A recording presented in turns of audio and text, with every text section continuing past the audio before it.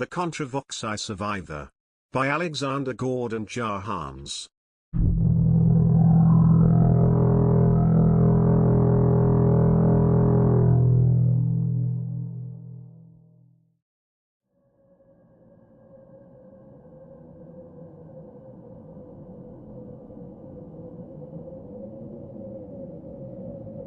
It wasn't a surprise when the world ended. The surprise was that humanity didn't. Our world was dying, climate change and advanced warfare had seen to that. What really killed it, really killed our civilization, was greed. The 1% hoarding all the money as the masses starved and committed suicide or worked themselves to death just to keep living one day more. When the aliens came, it wasn't even a fight. We were so weak and the 1% so few. They descended upon us without mercy. They took every last man, woman or child, and anyone who threw so much as a punch was devoured. The Americans thought their guns would save them. They were wrong. We wondered why. We wondered how. These things had come from God knows where, and they were here now, and they were killing so many. Why? It made no sense. Toddlers swallowed whole, grown men and women torn apart and devoured. There were these great monstrous things with 8 legs and tentacles and rings of eyeballs on stalks stacked 5 deep round their heads. Then those of us who survived understood. We were herded up into cages, then processed by Contravoxai. We would be stripped and washed and branded, then sorted into different cages. The old were kept with the children, to look after them. The young were kept together but separate from the rest. They were allowed to copulate, then the pregnant women were pulled out into breeding chambers. Anyone who was deemed to be immature but not old was put into the so-called factory cages, so-called because this was where people became products to be consumed.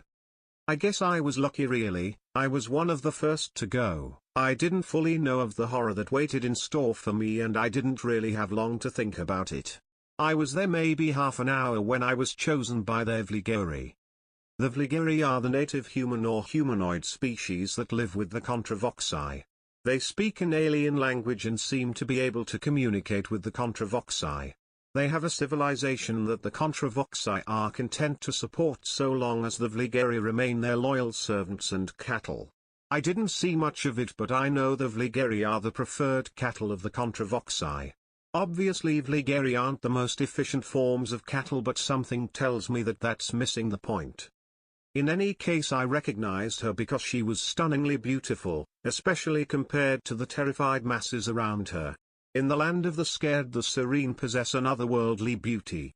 She also carried a mass of fibrous, almost naturally grown and harvested, rope. She didn't try to fight me. She didn't need to. If I said no, if I tried to stop her, she would simply move on to the next and then the next until she found someone sick of waiting, sick of the not knowing. I wasn't really thinking. I tried to speak to her and she grabbed my hands. I let her. I wasn't about to hit her for the privilege of remaining in this crap hole. This act of supplication meant she felt confident enough in her ability to control me that she pulled my hands behind my back and bound them. She pulled remaining rope between my legs and held the end like a leash as she started walking ahead of me. I was led out of the factory cage and 2 large gory flanked me with bone-crafted weapons. At this point the gory who had bound my hands was replaced by an old male gory, and I was led through the bowels of the great ship to an antechamber with Contravoxai guards.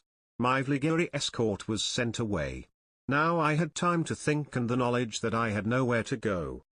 There was a whooping cry and a blonde woman fell before me. She laughed and said sorry to the guards. I was astonished. "You're human? You're English?" She laughed and leaned into me. There was this air of excited euphoria about her, as if this was all one mad game. It faltered for a second when she looked into my eyes, then she kissed me on the lips and said, "Trust me." I nodded. She kissed my neck and for a moment I felt something like a scratch. A short Contravoxai approached and seemed to stare at the blonde woman. It communicated in its alien language with her. Then she said to me, "Sorry, my keeper is rather wondering where his lunch has gotten to. Enjoy your consumption." Then she walked off with the Contravoxai. A tall Contravoxai with a few eyeballs missing came for me next. Fresh bindings of rope were applied to my hands and then my feet. I was then hung upside down by the rope and dangled over the top of a table where 4 Contravoxai sat in talks. There were 2 other humans strung up beside me. One was tall and of African descent and missing both his arms and his lower jaw. He had a haunted expression. An average height overweight woman was silent and missing an arm, an ear and her eyes. A 4th human piñata was strung up over the table. Short, ginger and cute, I felt an instinctual urge to protect her. She said hi and a tentacle whipped upwards and tore out her lower jaw and tongue.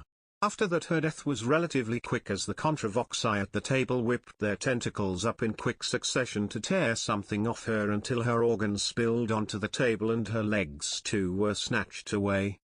I'm not sure how long I lasted there, being slowly whittled away piece by piece, but 10 were devoured before I lost both my eyes and ears. Thankfully it wasn't long after that I blacked out. I woke back to consciousness to find the blonde woman from before, when I was waiting for my turn, looking over me. She held her finger to her lips and whispered, "Call me Sammy." I tried to nod but found I could not, I was paralyzed. "Drink," said Sammy, then liquid was filling my mouth. I drank. It felt fantastic, like the waters of life were coursing through me. "Now, sleep," said Sammy. So, I slept. When I woke I felt renewed. I wiggled my fingers and toes, I had them. I felt overjoyed. Then I heard her voice and I wanted to cry out. She was giggling not far away. I felt something sharp against my throat and a manly voice hissed, "Keep quiet and we'll get you out of here, and give you an explanation, but keep stum." I swallowed. "Good boy," hissed the voice. There was a sound of screaming, then something landed in my lap. A blonde woman strode off towards the distance and I heard her squeal with pleasure. Something bit the inside of my leg and I looked down to see that what had landed in my lap was the head and torso of Sammy. Her eyes and ears removed. I was horrified. "Easy fella," said the male voice gently. "She can heal. Give her a tickle under the chin, let her know you're there." I reached out and tentatively tickled the disfigured woman under the chin. She grinned. "Hey, it's my damsel in distress. Hang tight, yeah, we'll keep you safe." There was the sound of screaming followed by a splat. Another blonde woman got up and walked off towards the sound. I said, "I trust you." Sammy said, "Master, knock him out, we'll talk later." I looked down at her, confused. Then I was gone. I woke to find Sammy straddling me. My mouth dropped open in shock. "Keep us at a game," said Sammy. "He took a few of us with him, but, for now, those that remain can talk." "Right." I breathed. "Well, I'm Steve." "Nice to meet you, Steve," said Sam. Then she rolled off of me. A blonde woman sat in one corner and waved. "Carla." A blonde woman in a different corner waved. "Lisa." Then a man coughed. "Anthony Maxwell Yago at your service. I do hope you like my girls." I stared at him. What is this? What's going on? Anthony thought for a long moment, then said, "We're were-sharks and that means we can heal. We are also sylphs and that means we are submissive and like pain. We are the leader of the Contravoxai's pride and joy, his own personal banquet, ready to be enjoyed time and time again." "We also have sex," said Lisa. "An awful lot of sex," said Carla. Sammy chuckled. "He's mine, I saw him first, I saved his life." Lisa and Carla looked visibly upset. "Yes," said Anthony. "And in so doing you have threatened us all. Where the heck are we going to find a sylph pill around here?" Sammy said. "But we have Lucy." Anthony glared at her. "The blood of a sylph can only sustain him for so long, we can only hide him for so long. We need to turn him. We need a sylph pill, or we need a sylph that is willing to be blood bonded to him." "But he's cute," said Sammy. "And we need an extra dick around here." I don't want to kill him, said Anthony.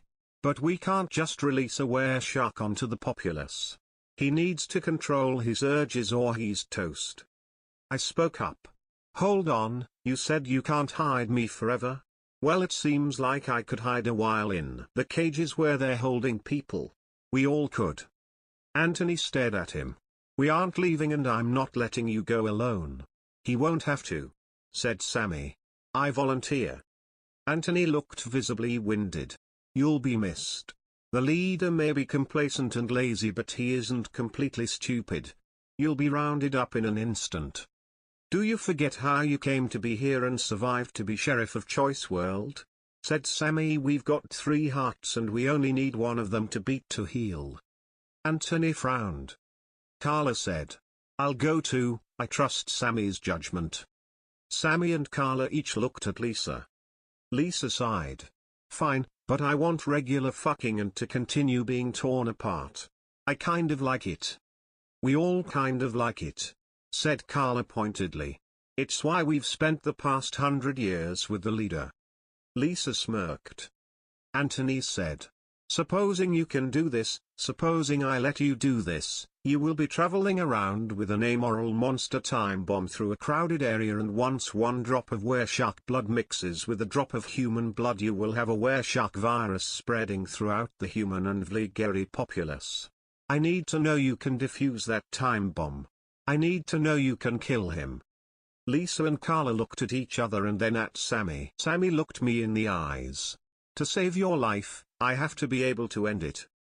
Anthony said. You can't, can you? All 3 of you are here because I took you for my own, because you are submissive, obedient and sweet. Even Lucy, though she's a warrior, is inclined towards submissiveness. She won't be able to. I said. Hey, hold up. Anthony stared at me. Yes? I said.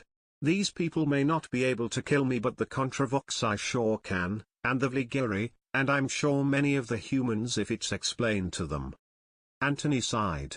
You make a good point. Very well, we will plan. Carla, keep him busy. Carla approached and straddled me. The world was lost to me as Carla became my world. When Carla rolled off of me, Anthony was reaching into Sammy's chest. He pulled her heart out and snapped the veins free, then he placed it in a hiding space beneath some floorboards. Lisa applied pressure to the hole in Sammy's chest, and her hair and back was used to clean Anthony's hands. Anthony strode over to me and said, You'll stay with us until she's ready, then you'll make your break for it with her. On the day of the event I'll gather up the hearts of all who are willing to go with you, and they will aid you as soon as they are ready. Then I was gone from the world.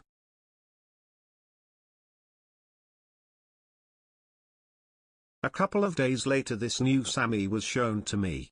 She had grown in secret under the floorboards of the cage, and she greeted me with an excited smile.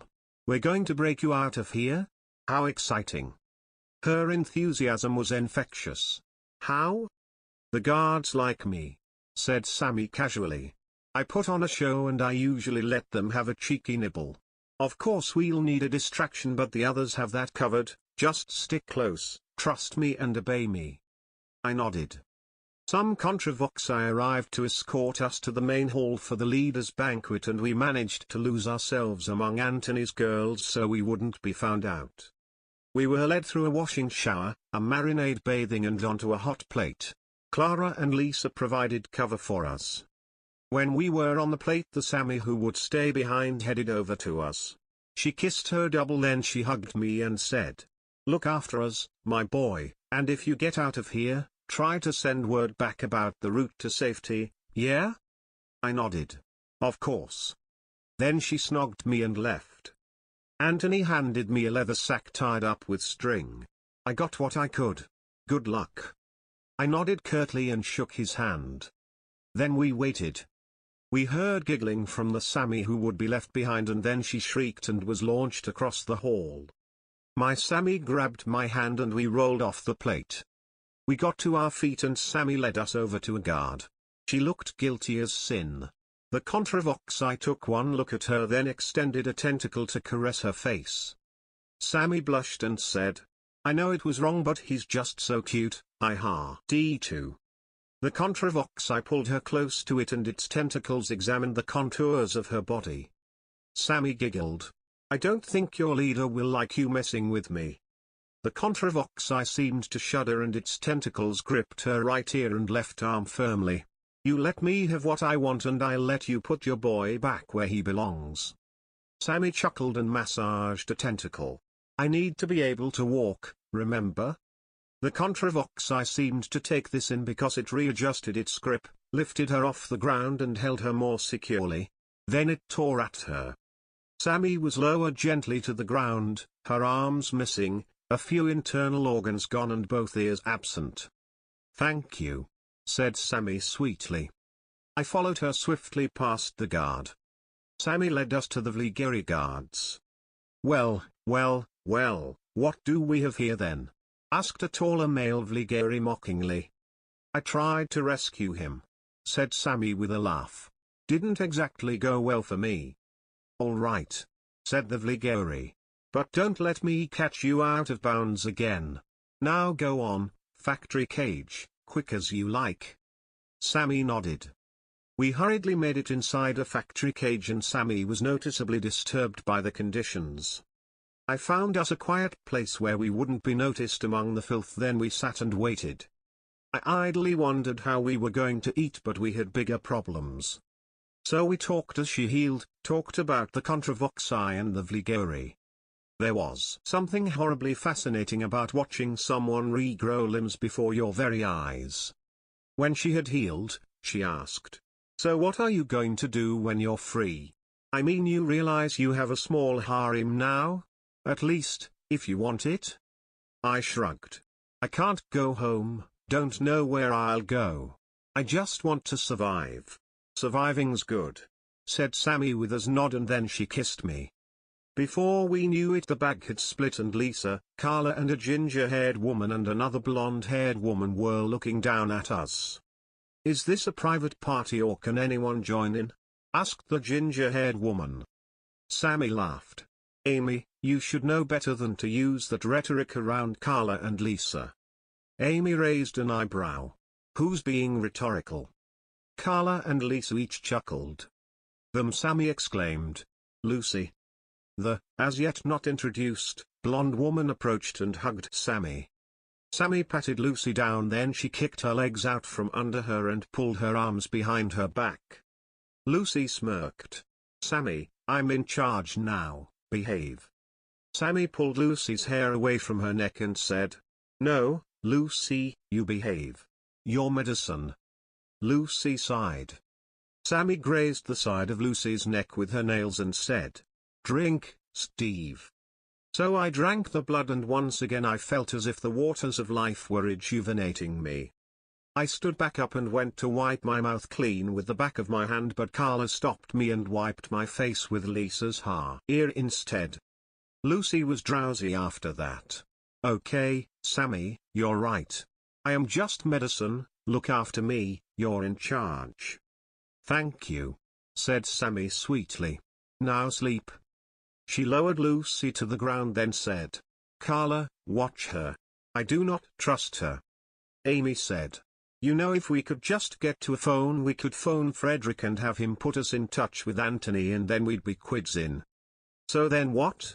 Asked Lisa. 100 years of life just flushed down the drain because E.T. needed to phone home? Not necessarily, said Sammy. If we can dose Steve up properly, I think I might know someone who could help us, in return for us. But I thought the whole point of this was escaping? Asked Carla bluntly. Well, he takes enough but never too much, said Sammy carefully. And he would, I think, be willing to adventure with us. Amy said. All right, but how do we get to him? I mean, in case you haven't noticed, we're cows in a slaughterhouse. We can't just walk up to this mate of yours. Sammy frowned. I said, well, the Vligeri walk through here regularly escorting people out to be eaten. We find one and convince them to escort us out? I mean, unless you have a better idea?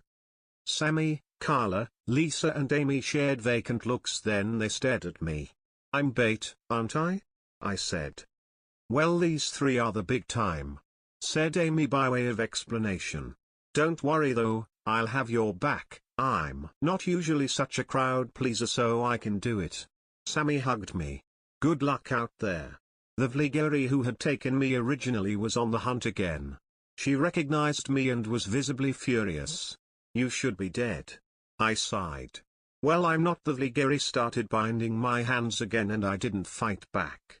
Amy appeared behind the Vligeri and picked her up by the ankles. The Vligeri fell forward and I caught her. We escorted the Vligeri over to where Sammy, Carla, Lisa and Lucy were hiding. Interestingly, the Vligeri didn't struggle or fight back. She accepted her fate with serenity. Carla and Lisa took the Vligeri from us. Amy ran to me and unbound my hands. This will be useful for Lucy. Sammy took my hand and squeezed it, then she said, we don't wish to hurt you. We just need your help. I won't help you, said the Vligeri defiantly. I serve my masters and I am served to my masters, that is the Vligeri way. Sammy tutted. Well, I serve a higher master and his name is decency. This man is innocent, his culture is not Vligeri. No, admitted the Vligeri. But his culture will be harvested and the unworthy culled. Only the righteous may join the Vligeri.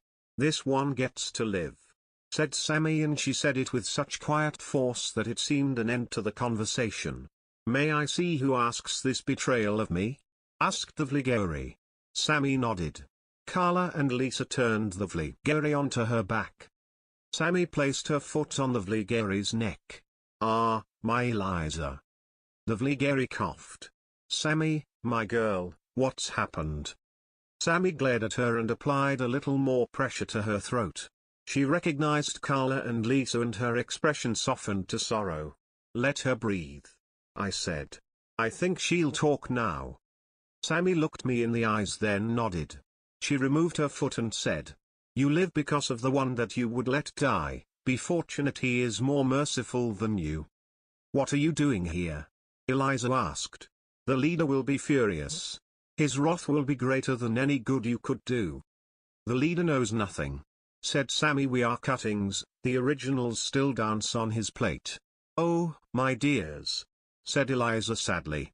So you are cattle with nobody to eat you? Lisa nodded. Doesn't feel right to not have a tentacle pulling at my flesh. Then perhaps I can help you, said Eliza thoughtfully. Sammy helped Eliza to her feet. Eliza brushed the hair from Sammy's face and stroked her cheek. My partners run a pub down in the Gulletways. They have a friendly homeless Contravoxai who stops by occasionally to eat their garbage and try his luck on the punters.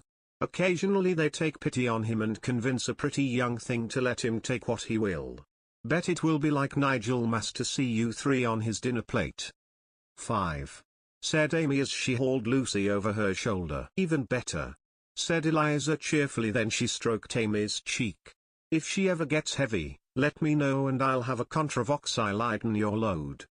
Lisa sighed. It's been so long since I've had a good eating. Think you can do me up a marinade? Eliza laughed and hugged Lisa. Not only can we do you a marinade, we can do you a spit roast. Lisa blushed and smiled. Carla said, don't get me wrong, it's awesome that we can have somewhere to lie low and get eaten, but we need to find him a sylph pill. Eliza turned to me and studied me like a prize bull, her hands feeling my body with a cold force. Yes, I can see now. You turned him into a were-shark, didn't you? I should have known when he could understand me. You realize you'll have to kill him? No, said Sammy firmly. He can drink Lucy's blood to keep enough sylph in his system to remain sane while we work on getting him his sylph pill. Okay, said Eliza cautiously. But you are growing some hatchlings for him. If you are going to keep him sane with the blood, you need lots of it. Understood, said Sammy with a nod. We just need somewhere we can raise them first. Which means you need to get us out of here, said Amy bluntly. How are you going to do that? You're were-sharks, right? Said Eliza curiously. You can all heal? Well, yeah, said Sammy uncertainly. What are you planning? Sammy stood over a group of bodies and looked distraught as Eliza led a Contravoxai guard over. The Contravoxai groaned bitterly. "Sammy, again? What have you done this time?" "I was just leading this man back to his cage when these ladies caught my eye and well, I guess after all the stress they'd been through their poor hearts couldn't take it," said Sammy awkwardly. "Oh, I am sorry." The Contravoxai sighed and his tentacles lifted the bodies up and dumped them in the large mouth on top of his head. Sammy looked distraught. "If there is anything I can do, anything?" The Contravoxai chuckled bitterly. "Yeah, there's something you can do. You can remember that you live on this ship to be food." Sammy looked ashamed. "I know, I like people, I like to make them happy." The Contravoxai seemed to soften and his tentacles surrounded Sammy. He stroked her face and asked, "What are we going to do with you, eh?" Eliza coughed. "Well, I know a good bar where we could get Sammy all boozed up for you, then a little private area where you could enjoy her in peace. We'd clean up the mess and see she gets home all right." The Contravoxai studied Sammy as his tentacles tested her body. How much force would he need to break that bone, to tear that flesh away, to pull that free from its joint? "I could actually use a drink," said Sammy coyly. The Contravoxai chuckled. "Eliza, you're going to need to remove her liver and kidneys, remember? Sharks can heal, which means this is going to be a fun night." Eliza smirked. Sammy grinned. The pub was a large 3-story thing made with wattle and daub, wood and stone furnishings. There were large cubicles decorated with intricate inlays showing various scenes of gory supplicating to and being eaten by Contravoxai. Tables and chairs were arranged about the place and various young men and women sat chatting and drinking different colored liquids. A few middle-aged and old men and women sat about the place either drinking quietly, chatting with friends or watching the young like meerkats on lookout.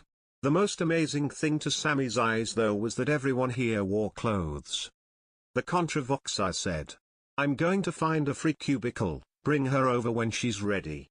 "Of course," said Eliza as she put her arms around Sammy's shoulders.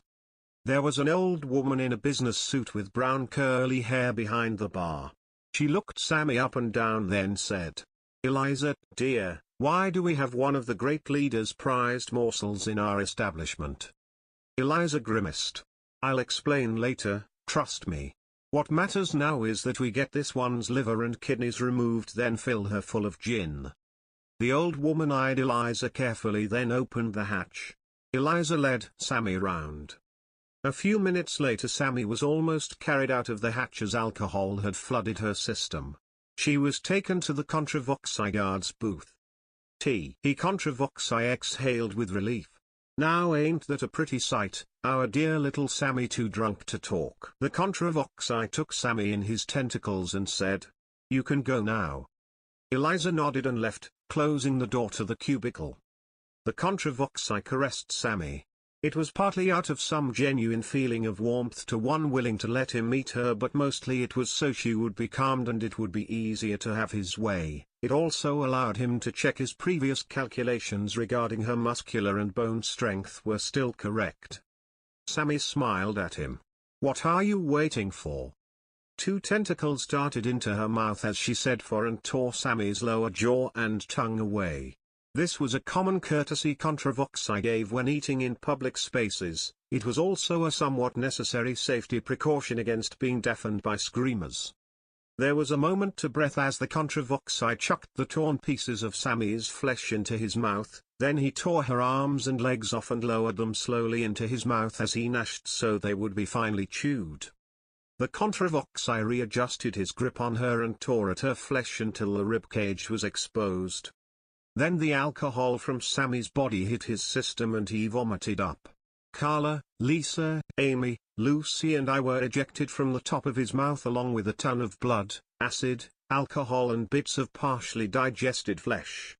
The door was yanked open and the old woman in the business suit stood before the Contravoxai holding some kind of big gun. "Right, you drunk fuck, get out of my pub." The Contravoxai stared at her. Is that a plasma rifle? Where did you get that? I'm a pub landlord, I know people. Now, get the fuck, said the old woman as she placed the barrel right up against one of his eyeballs. The Contravoxai screamed. The pub landlord backed off. The Contravoxai ran. You tell your Contravoxai mates Helga Meyer is not to be messed with, understood? Cried the pub landlord after him. Eliza appeared. She was wearing a knee-length skirt with a floral design and a crop top with some vulgary slogan on it. Are you all okay? Except for Sammy, I said. Eliza smirked and started collecting what remained of Sammy up. She'll be fine, said the pub landlord dismissively. Bit of rest is all she needs. As for you lot, you are getting a shower. No ifs. No buts. Amy laughed. I don't think you're going to get any disagreement from us. You saved us, I said, relieved. Thank you. I got to my feet. The pub landlord looked me in the eye. I saved you because I trust Eliza, and because as I understand your little rescue party still wants to be eaten and I can make a pretty penny off that. Well, thank you anyway, I said disarmingly. The pub landlord nodded. I'll have a bed made up for you in one of the guest rooms, but you will have to earn your keep, you understand? Fine, I said with a nod. Then what do I call you, boy? Asked the pub landlord. Steve, I said cheerfully. Steve Banks. Well, Steve, you may call me Helga, but be warned if you ever look like hurting anybody I care about I will put you down, said the pub landlord. I nodded.